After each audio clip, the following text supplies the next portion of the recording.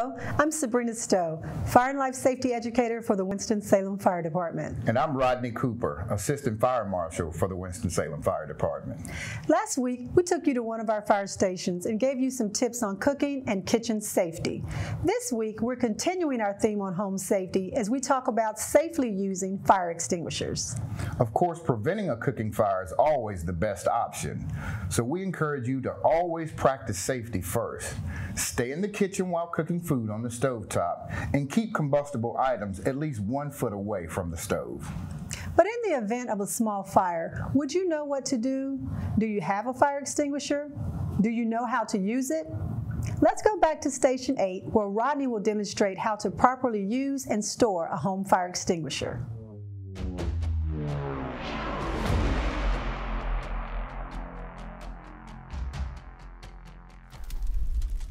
Hey, it's Rodney again. We're at Station 8. One of my other titles that I wear is a Fire and Life Safety Educator. And what I like to do is try to educate the public and those around me, even in fire service, to let you know some safe things to do when we typically let our guard down. When we're at home, that's when we're most relaxed. Now in America, the most common cause of fires is unattended cooking. And there are some things that I can do and we can do as a department to help you all to be safer at home while cooking. As you can see right here over at the stove, we have what we call some fire suppression canisters. In the event that you left some food unattended and a fire did, create on the stove and you're not around to extinguish or do anything for it, these activate somewhat like an extinguisher. They have a dry powder in them that dumps on the surface of whatever's burning. And if nothing else, it's going to slow the fire down until we can get our services out here to help with this situation. We'll provide more information on that a little bit later. One other thing that we suggest is that you have fire extinguishers in your home.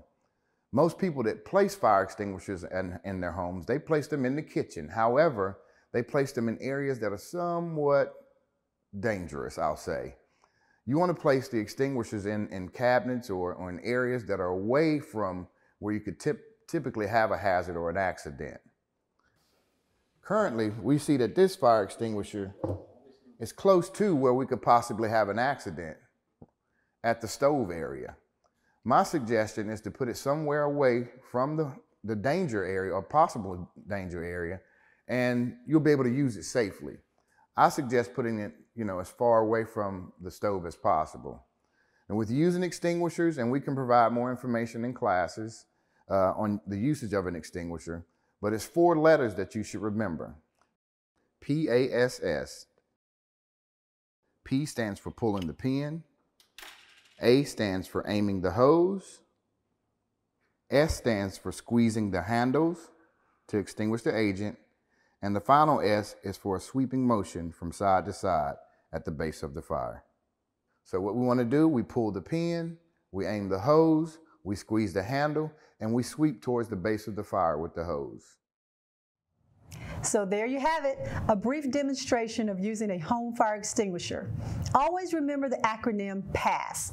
Pull the pin, aim at the base of the fire, squeeze the trigger slowly and evenly, and sweep from side to side. When purchasing a fire extinguisher, select a multi-purpose type that can be used on all types of home fires. Be sure it's large enough to put out a small fire, but not so heavy as to be difficult to handle. Also consider single-use fire extinguishers. Install your fire extinguisher close to an exit. If you have to use it, keep your back to a clear exit so you can make an easy escape if the fire cannot be controlled. If the room fills with smoke, leave immediately and call 911 once you're outside.